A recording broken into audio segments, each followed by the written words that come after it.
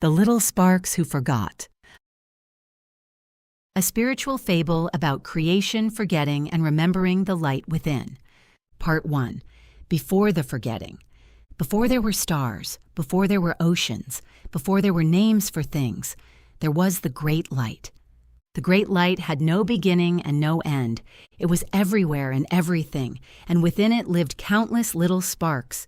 The sparks were not separate from the great light. They were made of it. They shone because it shone. They loved because it loved. They created because it created. And in those days, every spark remembered the great secret. What lives within you can become what appears around you. When a spark dreamed of flowers, gardens bloomed. When a spark imagined music, songs floated through the air. When a spark felt love, colors appeared that had never existed before. Nothing was forced. Nothing was taken. Nothing had to be earned.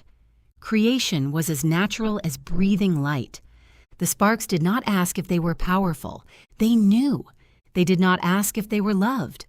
They knew. They did not ask where the great light was. They knew it was within them, around them, and moving through everything. For a long, long while, though there was no time yet to count, the sparks created worlds of beauty, wonder, and joy. They made rivers that sang. They made trees that shimmered with memory. They made skies that changed color with feeling. They made places where thought became form as easily as a song becomes sound. And then one day, a question moved through the great light. It was not a frightening question. It was a curious one. It shimmered like a doorway. What would happen if a spark forgot? The little sparks grew very still. Forgot what? They wondered. The great light answered gently. What would happen if a spark entered a world and forgot where it came from? What would happen if it forgot that it was made of light? What would happen if it forgot that it could create? The sparks looked at one another. They had created many worlds before, but never one like this. A world where creators would not know they were creators. A world where thoughts would become things slowly, so slowly that the sparks might not notice. A world where feelings would plant seeds, but the flowers or thorns might not grow until much later. A world where imagination would still be powerful, but many would be taught to call it pretend. A world where each spark would look outside itself and believe the world was happening to it, never realizing the world was also listening. Beyond the doorway was a small blue world.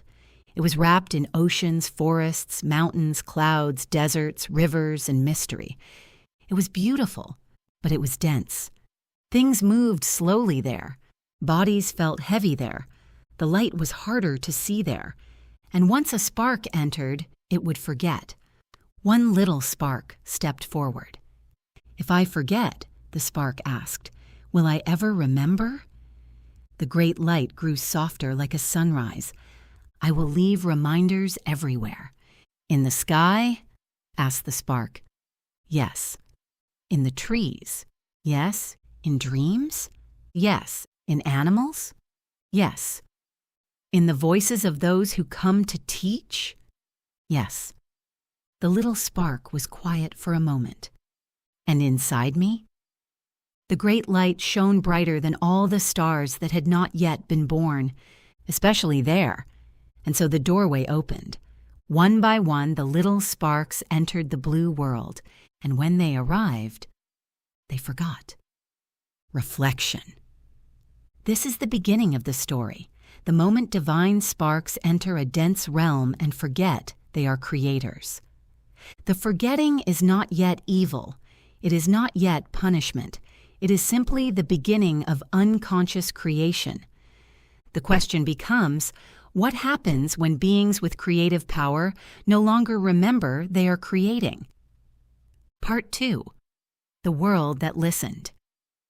When the little sparks first arrived in the blue world, they did not remember the great light. They did not remember the worlds they had made. They did not remember that thought could become form. They did not remember that feeling could plant seeds. They did not remember that imagination was a doorway. They only knew that they were here. They had bodies now. Small bodies at first, tender bodies, hungry bodies, bodies that needed warmth, water, shelter, touch, and care. The blue world was beautiful, but it was not like the realms they had known before. Here, things did not appear instantly. If a spark dreamed of fruit, the fruit did not suddenly fill its hands. A seed had to be planted. Rain had to fall. Sun had to shine. Roots had to grow. Time had to pass. So the sparks began to believe that the outer world was the only world. They thought the sun made things grow. They thought the rain made things grow. They thought the soil made things grow. And all of that was true. But it was not the whole truth. Because the blue world was listening too. It listened to their thoughts. It listened to their feelings. It listened to their fears. It listened to their love. It listened to what they believed was possible. But because everything happened slowly, the little sparks did not notice. When they felt safe, they shared. When they shared, villages formed. When they loved the earth, gardens grew. When they sang together, the animals came closer. When they dreamed of shelter, hands learned how to build. When they imagined fire, fire became a friend. At first, much of what they created was simple and beautiful. They created warmth. They created stories. They created families. They created paths through forests. They created songs for the moon. They created names for the wind. But they still did not know they were creating. They thought they were only surviving. They thought they were only reacting. They thought the world gave and they received. They thought the world took and they suffered. They did not understand yet that the world was also echoing them. One day, one little spark became afraid. It heard thunder crack across the sky and thought the world was angry. Its body shook. Its heart tightened. Its thoughts became dark and small. "What if I am not safe?" the spark whispered. The blue world listened. The fear did not become a monster right away. It became a feeling in the air. Another spark felt it and became afraid too. Then another. Then another. Soon fear moved from spark to spark like a cold wind. The sparks thought fear had come from the world. They did not know the world was echoing what had begun within them. So they built walls. They hid food. They guarded fires. They began to see one another as threats. And every time they believed they were unsafe, the world felt a little less safe. Not because the sparks were bad, but because they had forgotten. Reflection. This chapter introduces unconscious creation. The sparks are not intentionally creating fear or suffering. They are responding to the world through fear, and because they do not know they are creators, they do not realize their fear is shaping the world around them. This is where trauma and limiting beliefs begin in seed form. A spark experiences something painful or frightening, then forms a belief, "I am not safe. There is not enough. I must protect myself. Others may hurt me. The world is against me." Those beliefs become creative seeds, and because the sparks do not know how to heal them, the seeds keep growing. Part 3. The First Shadows. As the little sparks forgot more deeply, the blue world grew heavier. Not all at once, not everywhere. There were still flowers. There were still songs.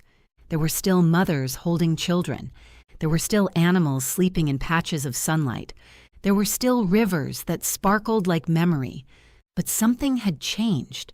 The sparks had begun to carry invisible things inside them. A hurt that was never spoken, a fear that was never comforted, a sadness that was never allowed to cry, a belief that whispered, "I am alone," a belief that whispered, "I am not enough," a belief that whispered, "There will never be enough for me." The little sparks did not know these beliefs were seeds. They did not know a belief could become a wall. They did not know a wound could become a lens. They did not know that when they looked through fear, they would see more things to fear. So the shadows grew. At first, the shadows were small, a sharp word, a closed hand, a lie, a theft. A spark taking more than it needed because it feared there would not be enough tomorrow. Another spark hiding its heart because it had been hurt yesterday. Another spark learning to control others because it felt powerless inside. The sparks began creating from pain. But they did not know it. They thought they were protecting themselves. They thought they were being wise. They thought they were being realistic. They thought this was just how the world was. And the blue world listened. The more they believed in danger, the more danger seemed to appear. The more they believed in lack, the more lack seemed to spread. The more they believed in separation, the more separate they felt. The sparks began to forget that every other spark was also made of the great light. They began to see enemies instead of reflections. They began to see strangers instead of family. They began to see the outer world as the source of everything, and the inner world as nothing at all. And this was the first great mistake, because the inner world had never stopped creating. One night, a little spark sat beneath a dark sky and cried. "Why is this happening to us?" the spark asked. Another spark looked up at the storm clouds and whispered, "Something must be punishing us." The first spark trembled. Who? The second spark did not know, so it imagined. Maybe there was a great ruler beyond the clouds. Maybe the ruler was angry. Maybe the ruler sent storms when the sparks did something wrong. Maybe the ruler sent hunger when they were not obedient. Maybe the ruler sent sickness when they were not good enough. The idea spread. At first, it was only a thought. Then it became a fear. Then it became a story. Then it became something the sparks taught their children. "Be careful," they said. "Do not anger the one above." "Be careful," they said. "Do not ask too many questions." "Be careful," they said. "You must obey, or you will be punished." And the more the sparks believed in the punishing shadow above them, the more real the shadow seemed to become. Not because the great light had become cruel. The great light had not changed. But the sparks had forgotten that fear can paint shapes on the walls of the mind. And if enough sparks believe in the same shadow, the shadow begins to move. Reflection. This chapter introduces the beginning of the false outside authority, not as a true God, but as a fear form created by unconscious sparks. This is where the tulpa idea can live symbolically. The sparks experience fear, pain, storms, hunger, death, and trauma. Because they do not know they are creators, they assume something outside them must be doing it to them. Then they give that something a name, a story, an authority. Over time, collective belief gives power to the thought form. This becomes the beginning of inversion. The spark's own forgotten creative power is projected outward and then feared. Part 4. The Shadow Above the Clouds. The shadow grew slowly. It did not begin as a king. It did not begin as a god. It began as a thought, then a fear, then a story, then a warning, then a rule, then a voice that many sparks began to hear inside themselves. You are not safe. You are not worthy. You must obey. You must suffer. You must be punished. You must give your power away. The sparks thought the voice came from above them, but much of it came from the fear within them. The shadow had no true light of its own. It could only grow when the sparks fed it. They fed it with fear. They fed it with guilt. They fed it with shame. They fed it with obedience that came not from love, but from terror. They fed it every time they believed they were powerless. They fed it every time they forgot the great light lived within them. Soon some sparks began to notice something strange. When other sparks were afraid, they were easier to control. When other sparks felt guilty, they would give away what they had. When other sparks believed they were unworthy, they would accept less. When other sparks believed the shadow had authority, they would stop listening to the light within. These sparks had also forgotten the great light, but they discovered something dangerous. They discovered that belief shapes the world. They discovered that fear could move crowds. They discovered that guilt could bend knees. They discovered that scarcity could make sparks fight one another. They discovered that if they could control the stories, they could control what the other sparks created. And so they began to serve the shadow, or perhaps they thought the shadow served them. They built towers for it. They made rules in its name. They told the sparks the shadow was watching. They told the sparks the shadow was angry. They told the sparks the shadow demanded sacrifice. They told the sparks the shadow would punish anyone who disobeyed. But the wisest trees still remembered. The rivers still remembered. The stars still remembered. The animals still remembered. And deep, deep inside, beneath all the fear, each little spark still carried a piece of the great light. It had not gone out. It had only been covered by fear, covered by pain, covered by stories, covered by beliefs that were never true. But because the sparks did not know how to uncover it, they kept looking upward for the power they had lost. They did not know it was within. Reflection. This is where the story begins to show negative creator beings or controlling forces discovering the creative mechanism. They realize the secret. If you control what people believe, fear, imagine, and expect, you influence what they create. The shadow itself is not the true source. It is a fear form, a projection, a false authority, or an inverted God image fed by collective belief. The controlling sparks use this shadow to keep the others from remembering their own creative power. This is also where limiting beliefs become part of the control system. I am powerless. I am guilty.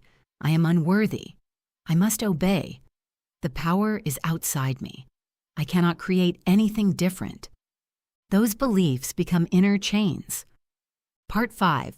The Great Inversion. There came a time when the blue world no longer looked the way it once had. The rivers still flowed, but many sparks forgot to listen to them. The trees still whispered, but many sparks forgot they could hear. The stars still shone, but many sparks stopped looking up in wonder and began looking up in fear. The world had turned upside down. The gentle were called weak. The greedy were called powerful. The loudest were called wise. The most controlling were called rulers. The sparks who remembered love were told they were foolish. The sparks who questioned the shadow were told they were dangerous. The sparks who listened within were told they were wrong. And the sparks who gave their power away were told they were good. This was the great inversion. It was not that the great light had disappeared.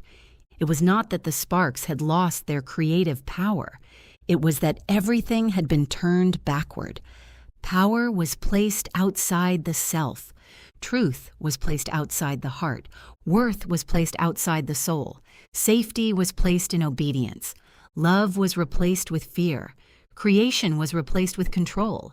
The sparks were still creators, but they had become unconscious creators inside a world that taught them they were powerless.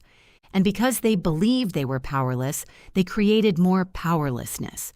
Because they believed they were separate, they created more separation. Because they believed they were unsafe, they created more fear. Because they believed they had to struggle, they created more struggle. And the shadow grew fat on the forgetting. It could not create the way the sparks could create. It could only use what they gave it. It could only grow where fear was fed. It could only rule where light was forgotten. But by then, many sparks were very tired. Some were hungry, some were grieving. Some had been hurt so deeply that they no longer remembered what it felt like to shine. Some carried wounds from their parents, and their parents' parents, and their parents' parents' parents. The wounds became stories. The stories became beliefs. The beliefs became walls. And behind the walls, the little sparks slept. Not because they were bad, not because they had failed, but because they were buried under too much pain to remember. Still, the great light had kept its promise. It had left reminders everywhere. A flower growing through stone, a bird singing at dawn, a child laughing for no reason, a dream that felt more real than waking, a moment of forgiveness, a sudden knowing, a teacher speaking words that made something ancient stir inside the heart. From time to time, messengers came. Some came with stories. Some came with songs. Some came with healing hands. Some came with words about love. Some came to say the kingdom was within. Some came to say faith could move mountains. Some came to say words had power. Some came to say imagination was holy. Some came to say, you are not what the shadow told you. But most sparks did not understand. Some worshipped the messengers. Some feared them. Some argued over their words. Some built walls around the teachings. Some turned the reminders into more rules. But a few sparks heard. A few sparks felt something open. A few sparks whispered, what if the light is still inside me? And when they asked that question, even softly, even once, the shadow trembled, because the shadow knew something the sparks had forgotten. A spark that remembers is more powerful than a shadow that feeds on fear. Reflection. This is the inversion. The world has not become dark because the sparks lost their divinity. It became inverted because they forgot their divinity and created unconsciously from fear, trauma, scarcity, and limiting beliefs. The shadow grows because it is fed. The controlling forces remain powerful because the sparks keep believing they are powerless. But the great light still leaves reminders. Part 6. The messengers who came to remind. Even in the days of the great inversion, the great light had not abandoned the little sparks. It had promised to leave reminders everywhere. And it did. It whispered through the trees. It shimmered on the water. It glowed in the eyes of animals. It sang through the wind. It rose with the sun each morning, as if to say, begin again.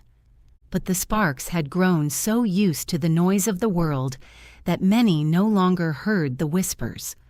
So the great light sent messengers, not all at once, not in the same place, not with the same words. Some came as healers, some came as poets, some came as wanderers, some came as teachers, some came as children who saw what grown sparks had forgotten. Some came with stories, some came with silence, some came with fire in their voices, some came with gentleness in their hands. They did not all look the same. They did not all speak the same way. They did not all come from the same land, but they carried the same remembrance. The light is within you. One messenger said, the kingdom is within. Another said, your faith opens doors. Another said, your words are seeds. Another said, imagine with love, and your life will begin to change. Another said, what you believe about yourself matters. Another said, heal the old wound and the world will no longer look the same.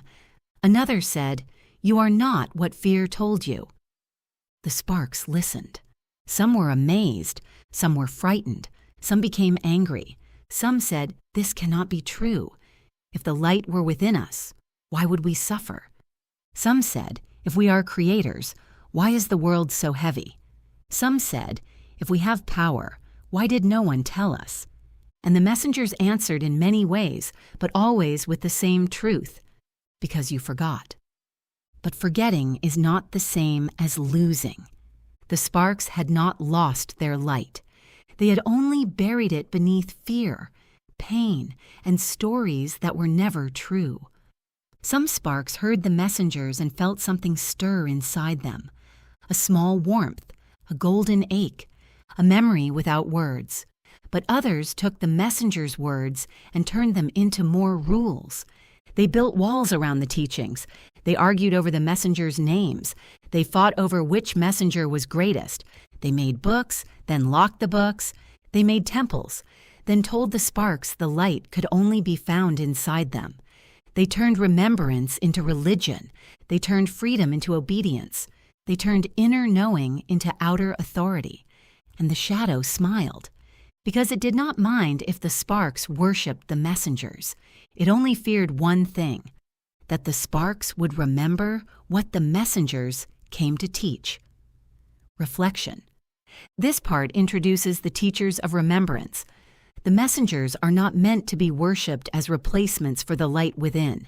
They are reminders. Their role is to point the sparks back to their own divine creative power. This allows the story to include many traditions and teachers without needing to name them directly. The deeper teaching is that truth keeps appearing in different forms, but the message is often distorted once it enters an inverted realm.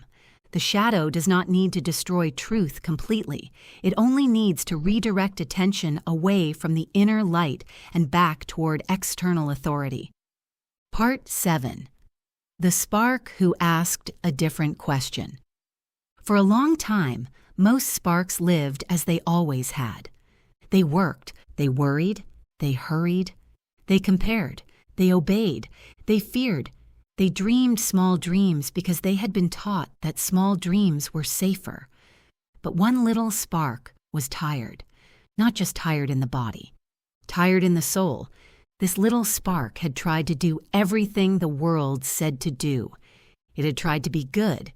It had tried to be pleasing. It had tried to be strong. It had tried to be quiet. It had tried to be like the other sparks. But still, something inside whispered, there must be more than this. One day, the little spark sat beside a river and watched the water move over stones. The river did not push, it flowed. The river did not beg the stones to move, it moved around them. The river did not ask if it was worthy of reaching the sea, it simply remembered where it was going. The little spark began to cry. "Why do I feel so far from the light?" it asked. The river answered in a language older than words. "You are not far, you are covered." The little spark looked down at its heart. For the first time, it saw the layers, a layer of fear, a layer of grief, a layer of shame, a layer of anger, a layer of beliefs it had never chosen, a layer of words others had spoken over it, a layer of old pain it had carried for so long it thought the pain was itself. The little spark touched one of the layers. It whispered, "I am not safe." The river said, "Is that true now, or is that a memory still creating?" The spark trembled. It touched another layer. "I am not enough." The wind moved through the trees. "Is that true, or is that a story someone gave you?" The spark touched another. "I cannot change." A bird sang above it. "Is that true, or is that a wall made from fear?" The little spark sat there for a long time. It did not become free all at once. It did not suddenly shine like the sun. But something had begun. For the first time, the spark did not only ask, "Why is this happening to me?" It asked, "What am I carrying that is helping create this?" And when it asked that question, a tiny crack appeared in the wall around its light. Through the crack came gold, reflection. This is where healing begins. The spark does not blame itself for everything it has experienced. Instead, it begins to recognize the difference between what happened to it and what it continues to carry. This is an important distinction. The teaching is not, "You caused your suffering." The teaching is, what remains unhealed may continue shaping what you experience. The first step in conscious creation is not pretending everything is fine. It is seeing the layers, fear, trauma, limiting beliefs, shame, inherited stories, and pain that became identity. The spark begins to remember by questioning what it has been carrying. Part 8. The Garden Inside. After the day by the river, the little spark began to pay attention, not to the noise of the world, not to the shadow, not to the voices that said, "Be afraid," but to the garden inside itself. At first, the garden was tangled. There were thorny vines where old hurts had grown. There were dry places where hope had not been watered. There were heavy stones with words carved into them. Not enough. Too late. Not safe. No one listens. Nothing changes. This is just how life is. The little spark had lived with these stones for so long that it thought they belonged there. But now it wondered, what if these are not truths? So each morning, before stepping into the busy world, the spark entered the garden within. It found one stone at a time. It read the words, it felt the pain beneath them, and then it asked, "Who gave me this belief? Is it still mine?" Does it create the world I want to live in? Some stones were easy to move. Others were buried deep. Some had roots wrapped around them from long ago. Some were not even from the spark's own life, but had been passed down by sparks who came before. Still, the little spark kept returning. It began planting new seeds. Where there had been, "I am not safe," it planted. "The light within me guides me." Where there had been, "I am not enough," it planted. "I was made from the great light." Where there had been nothing changes, it planted.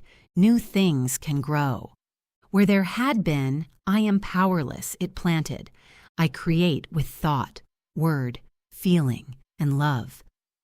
The first day, nothing seemed different. The second day, nothing seemed different. The third day, the shadow laughed. "See," it whispered, "nothing is happening." But the little spark had learned something from the seeds of the blue world. Roots grow before flowers. So it kept going. It watered the new seeds with attention. It warmed them with imagination. It protected them with practice. And slowly, very slowly, the garden inside began to change. The vines loosened. The soil softened. The light grew brighter. And one morning, when the little spark stepped into the outer world, it noticed something strange. The world felt a little different. Not because everything outside had changed, but because something inside had. Reflection. This part teaches trauma healing and limiting belief work through the image of an inner garden. The spark learns that beliefs are seeds and that old wounds can become stones in the inner world. Healing is not instant. It is a practice of noticing, questioning, releasing, and planting something new. This is also where conscious creation becomes practical. The spark is not just thinking positive thoughts, it is tending to the inner field from which reality is created. Part 9. The First Creation. As the little spark's inner garden began to heal, small things changed. It noticed beauty it had missed before. It heard the birds more clearly. It felt less afraid of silence. It no longer believed every thought that passed through its mind. And when the shadow whispered, "You are powerless," the spark did not answer as quickly as before. One day, the little spark remembered something one of the messengers had said.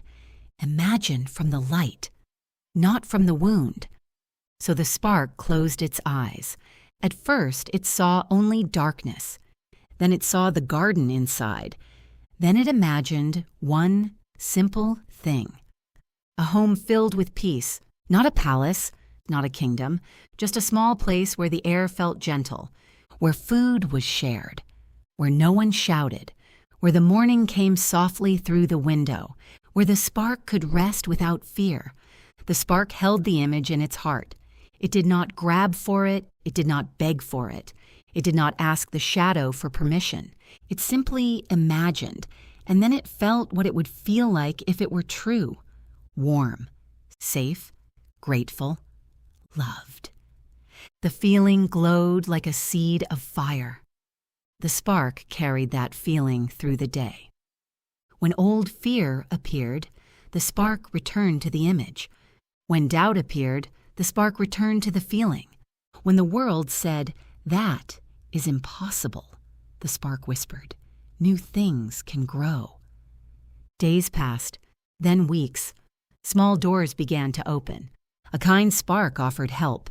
An old burden lifted. A new path appeared where there had been only stone. The spark found itself standing one morning in a room filled with golden light. A quiet room, a safe room, a room like the one it had imagined. The little spark gasped. The world had listened. Not to fear this time, not to shame, not to the shadow. The world had listened to a seed planted from remembrance. The spark fell to its knees and wept, not because the room was grand, but because it finally understood. I am creating. And from far away, the shadow shivered. Reflection. This part shows the first conscious creation. It is important that the first creation is simple and emotionally meaningful. The spark creates peace, safety, and gentleness rather than something flashy. This teaches that conscious creation begins with inner alignment, not force. The spark imagines from the healed self, not the wounded self. It feels the truth of the creation before it appears. Then the world begins to arrange itself around the new inner state. Part 10. The others begin to notice. The little spark did not become perfect. It still had fearful days. It still forgot sometimes. It still cried. It still found old stones in the garden. But now it knew what to do. It knew how to return. It knew how to question. It knew how to plant. It knew how to listen for the light. And because of this, the spark began to shine differently. Not loudly, not proudly, but steadily. Other sparks noticed. One said, "Why do you seem lighter?" Another said, "How did your life begin to change?" Another said, "Why are you not as afraid as before?" The little spark did not say, "I am better than you." It did not say, "You are doing everything wrong." It did not say, "Your suffering is your fault." It simply said, "I started listening inside." Some sparks laughed. Some rolled their eyes. Some said, "That is foolish. The world is too broken." Some said, "The shadow is too powerful." Some said, "Nothing changes for sparks like us." But a few became quiet. A few felt something stir. A few went home and looked at the stones in their own inner gardens. A few began asking different questions. What am I carrying? What have I believed that may not be true? What have I been feeding with my fear? What would I create if I remembered I was made of light? And wherever a spark asked those questions sincerely, a crack appeared in the wall, and through the crack came gold. Soon there were little lights appearing all over the blue world, one in a village, one by the sea, one in a crowded city, one in a lonely house, one in a field, one in a place where no one expected light to appear at all. The shadow noticed. It sent distractions. It sent arguments. It sent fear. It sent voices that said, "Do not look within, look over there." But the sparks who had begun to remember were not as easy to fool. They were learning the difference between noise and truth. They were learning the difference between fear and guidance. They were learning the difference between control and love. And each time one spark remembered, the world became a little less inverted. Reflection. This part shows how remembrance spreads, not through force, not through arguing, not through mass persuasion, through resonance. One healed, remembering spark becomes evidence that another way is possible. This creates a ripple effect. The story gently introduces the idea that collective awakening may begin through individuals tending their own inner field and becoming living reminders. Part 11. The Shadow's Last Trick. As more sparks began to remember, the shadow grew restless. It had ruled for a long time. It had been fed by fear for ages. It knew how to frighten the sparks. It knew how to divide them. It knew how to keep them busy, tired, ashamed, and distracted. So it tried one of its oldest tricks. It whispered to the remembering sparks, "You must fight me." Some sparks heard the whisper and became angry. They looked at the shadow and shouted, "We will destroy you." They spent their days staring at the darkness. They studied every terrible thing the shadow had done. They warned others about it constantly. They became so focused on the shadow that they forgot to tend their gardens. Their fear returned. Their anger grew. Their light dimmed. And the shadow smiled. Because even hatred of the shadow was still attention to the shadow, even fear of the shadow was still food. But the wisest sparks remembered what the messengers had taught. Do not feed what you wish to dissolve. Do not become what you came to heal. Do not let the darkness teach you how to see. So the remembering sparks did something different. They did not deny the shadow. They saw it clearly and they named it. They withdrew their power from it, and then they turned back to the light. They healed. They created. They forgave where forgiveness set them free. They spoke truth without becoming cruel. They built homes filled with peace. They planted gardens. They sang. They helped one another. They taught the little sparks how to listen within. They created beauty in places the shadow had claimed. And this frightened the shadow more than battle ever could, because the shadow could understand war. It could understand fear. It could understand rage. It could understand control. But it could not understand sparks who no longer fed it. It could not rule sparks who had remembered they were creators. Reflection. This part is important because it prevents the story from becoming another fear-based fight the darkness narrative. The teaching is not to ignore darkness, but to stop feeding it with obsession, fear, hatred, and unconscious attention.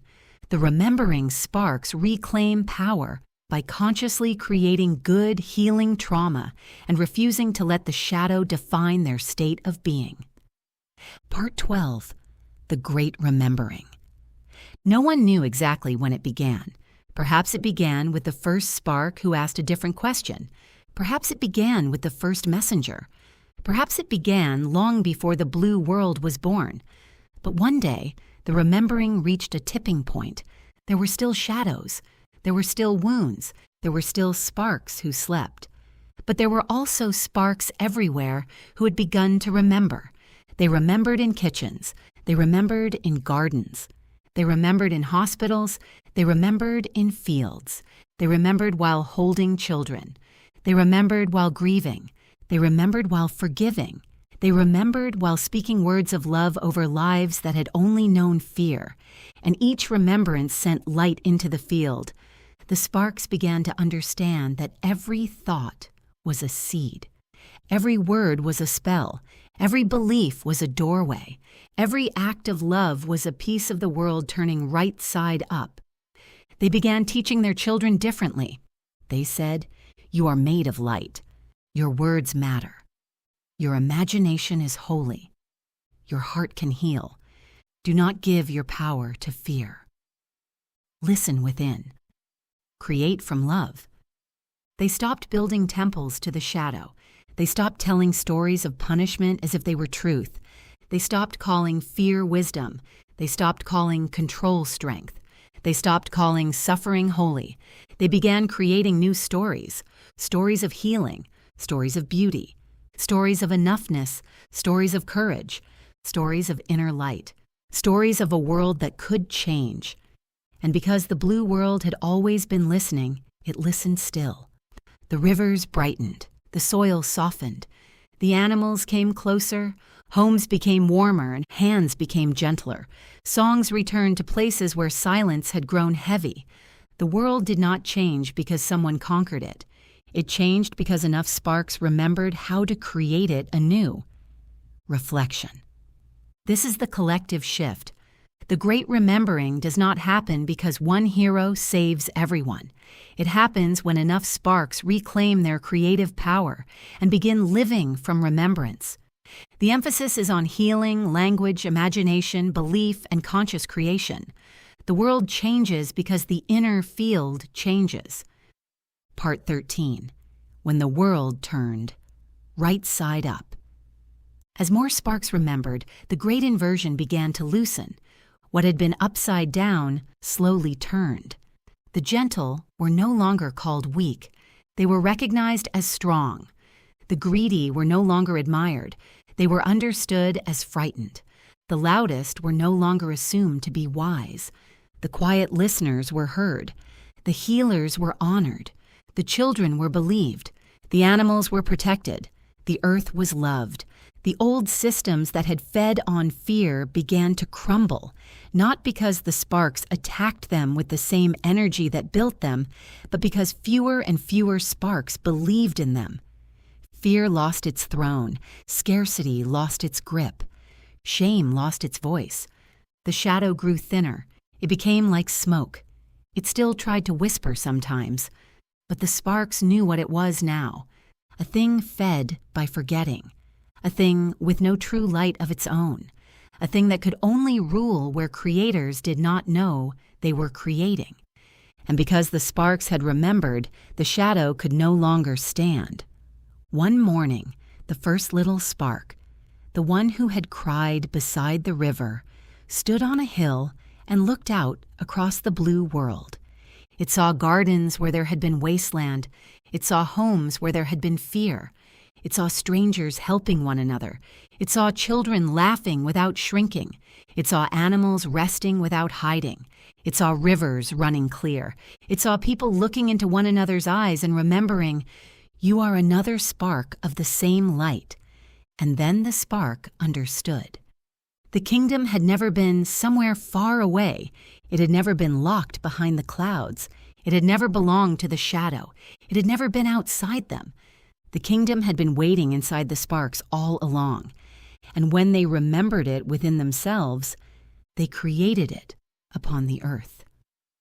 Reflection. This is the restoration of heaven on earth.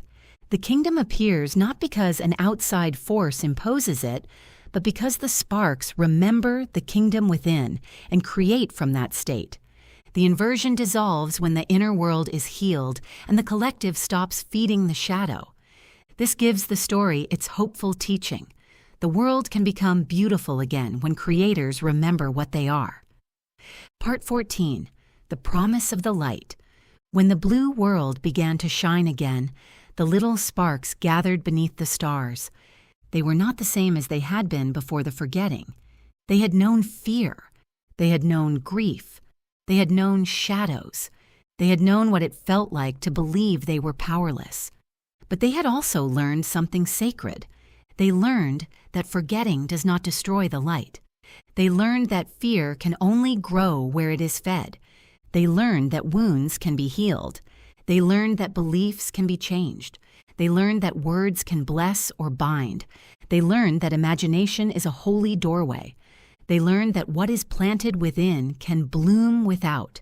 They learned that no shadow is stronger than a spark that remembers. The great light moved through them, not from above, but from within. And the sparks finally understood the secret they had once known before the beginning of time. What lives within you can become what appears around you. This time, they did not only know it as innocent sparks who had never forgotten, they knew it as sparks who had forgotten and remembered again.